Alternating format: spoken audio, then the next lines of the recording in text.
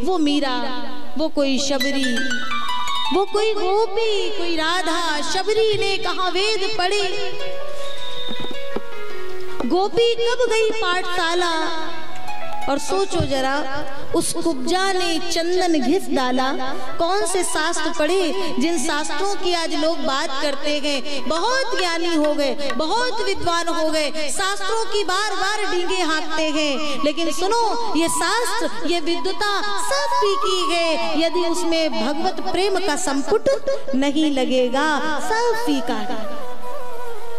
बहुत सुंदर भोजन बना दो, लेकिन उस भोजन में अगर नमक नहीं है तो कितनी भी सामग्री आपने डाल दी, लेकिन वो स्वाद आने वाला नहीं।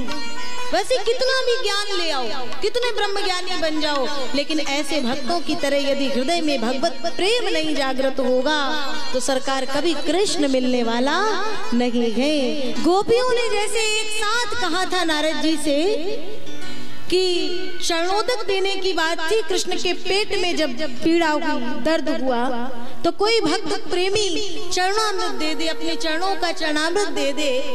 आज किसी संत को भी अगर कोई प्रेमी से कह दो कि अपना चरणामृत दे दो, उसकी पीड़ा तुम्हारे चरणामृत से दूर हो जाएगी, तो वो कहेगा संत जी को अपना चरणामृत, नरक में जाना है क्या। द्वारिका में नारद घूम लिए, हर व्यक्ति ने यही कहा, नहीं नहीं, कृष्ण को हम नरक में जाना नहीं चाहते। कन्हैया ने कहा वृंदावन चले जाओ। आहा, वृंदावन चले जाओ, पुण्य के प्रकाश का जब उदय होता है, तब कोई एक बार वृंदावन जाता है। पुण्यों के प्रताप का जब एक बार कभी उदय होता है, तब कोई एक बार वृंदावन जाता है। नारद जी, ऐसे मेरे प्रेम के उस भूमि पर, उस धरा पर एक बार जाओ और फिर बताना वहां कितनों ने दिया और कितनों ने मना किया। नारद जी जब पहुंचे थे, गोपियों का पूरा मंडल आ गया प्रियतम की हाल खबर लेने के लिए। बहुत भाव से, बहुत ध्यान से सुनिएगा। प्रियतम की हाल खबर लेने के लिए जब आए, मेरे प्रियतम कृष्ण कन्हैया ठीक से तो है, सकुशल तो है। नारद जी कहते वैसे तो प्रभु बहुत ठीक है, बस अभी वो ठीक नहीं है, उनके पेट में बड़ी जोर की पीड़ा हो रही है। तो क्या आपकी द्वारिका में कोई औषधि नहीं मिली, कोई दवा नहीं मिली? बोले औषधि तो बहुत है, दवा तो है, लेकिन जिन वैद्यों के पास औषधि है, दवा है, वो उस औषधि को देने को तैयार नहीं। कौन सी औषधि है? अगर ब्रजमंडल में हो तो आप अभी आदेश करें, हम सब एक साथ जाएंगी और लेकर के आएंगी। हमारे प्रियतम कष्ट में हो तो हम यहाँ सुख चैन से नहीं रह सकती हैं। कहिए कौन सी औषधि है? बोले बस कोई भक्त प्रेमी अपने चरणों का चरणामृत दे दे। आपको पता है पूरे ब्रजमंडल के मध्य में जितनी गोपियां थी, हजारों चरण ही चरण निकल आए, मेरा चरणामृत ले जाओ, मेरा चरणामृत ले जाओ। और तब नारद जी ने, मैं कई बार इस प्रसंग को गाती हूँ लेकिन जी नहीं भरता है, क्योंकि अभी हमारे भीतर हम साधारण जीवों के हृदय में पाप पुण्य,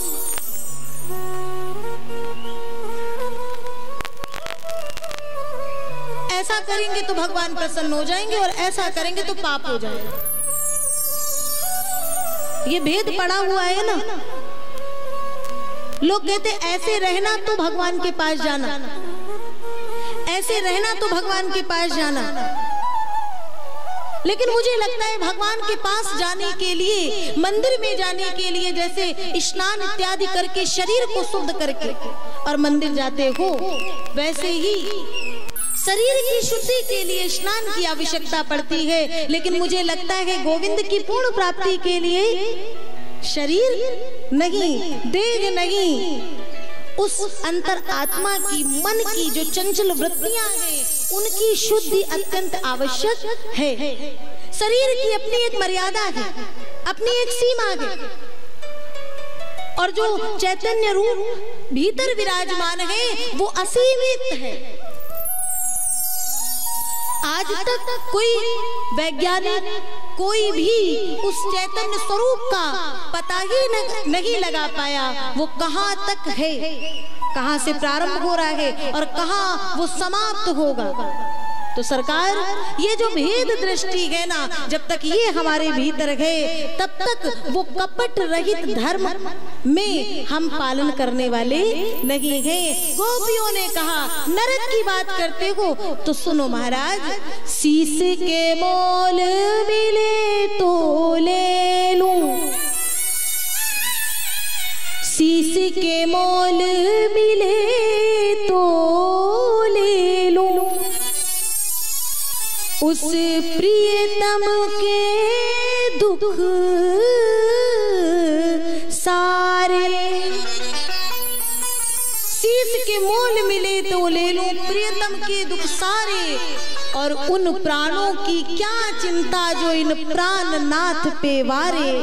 एक जन्म क्या कोटि जन्म को नरक हमें मिल जाए, एक जन्म क्या कोटि जन्म को नरक हमें मिल जाए, लेकिन मेरे प्राणनाथ का एक रोम न दुखने पाए, लेकिन मेरे प्राणनाथ का रोम न दुखने पाए। मेरे गोविंद को कहीं कोई कष्ट नहीं होना चाहिए। हमें करोड़ों जन्मों के लिए भी नरक में रहना पड़ जाए ना तो हमें स्वीकार है।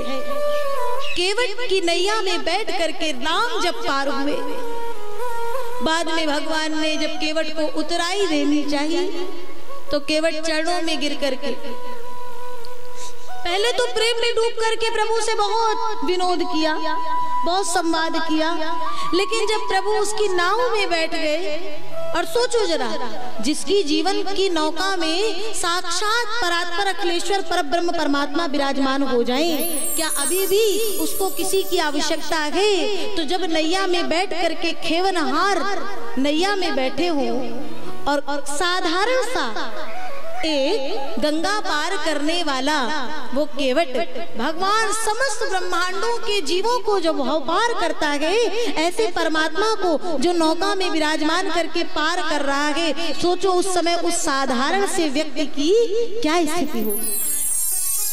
भाव समुद्र में ऐसा डूबा है कि डूब करके जैसे ही पार उतारा तो भगवान राम उसको उतराई देने लगे। तो उस समय केवट ने जो वचन कहे, केवट ने कहा, प्रभु मुझे कुछ नहीं चाहिए। भगवान ने कहा, क्यों नहीं चाहिए? तुम्हें अपना मेहनताना, अपना पारिश्रमिक, अपनी उतराई नहीं चाहिए क्या? तो केवट ने कहा, सरकार, ये उतराई तो हम आज तक जीवन में इस घाट पे, इस तट पे जितने आए सबसे लेते ही जा रहे हैं, लेकिन आपसे भी ये उतराई ले वो बात कुछ उचित नहीं लगती है। तो राम जी ने कहा, तो तुम्हें क्या चाहिए? तो केवट ने कहा, अब कछुनाथ न चाहिए मोरे, दीन दयाल अनुग्रह तोरे। हे केवनहार, जैसे मेरी इस छोटी सी नौका में आज आप बैठे हो ना, वैसे मैं आपसे प्रार्थना करता हूँ सदा के लिए बैठ जाओ। करोड़ों में कोई एक होता है जिसके ऊपर भगवान ऐसी कृपा करते हैं कि उसकी पतवार गोविंद थाम लेते हैं। और एक बात ध्यान रखना, आप चिंता करो, हम चिंता करें, हमारे जीवन में यदि चिंता है तो समझ लेना कि अभी हमें ठाकुर के ऊपर पूर्ण विश्वास नहीं है। अर्जुन को महाभारत के युद्ध के पहले कृष्ण ने क्या कहा था? तुम युद्ध करो, मैंने तुम्हारे रथ की बागडोर संभाल रखी है, और विश्वास करो मैं हूं, तुम माध्यम हो, आगे बढ़ो। और ध्यान रखना, यदि कोई सच्चा संत मिल जाए, यदि कोई सच्चा भक्त मिल जाए और वो आपसे ये वचन कहे, तो इसका मतलब कि उस देह, उस वाणी में तो केवल माध्यम है। वो जो बुलवा रहे हैं, वो जो कहलवा रहे हैं, वो ठाकुर जी तुम्हें इशारा दे रहे हैं, तुम क्यों चिंता करते हो, मैं तुम्हारे साथ हूं,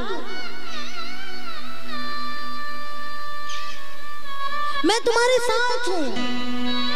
और भगवान से हर दिन ये पंक्ति कहना जो मैंने कल कही थी कि गोविंद संभव है झंझटों में मैं तुमको भूल जाऊं, पर नाथ दया करके मुझको ना भुला देना, बस भगवान मेरी नैया उस पार लगा देना। अब तक जो निभाया है आगे भी निभा देना। इस कपट रहित धर्म को स्वीकार कर लीजिए, और जब स्वीकार कर लोगे तो सरकार हमें चिंता नहीं इनकी, इन्हें चिंता हमारी है, हमारी नाव का मालिक सुदर्शन चक्रधारी है।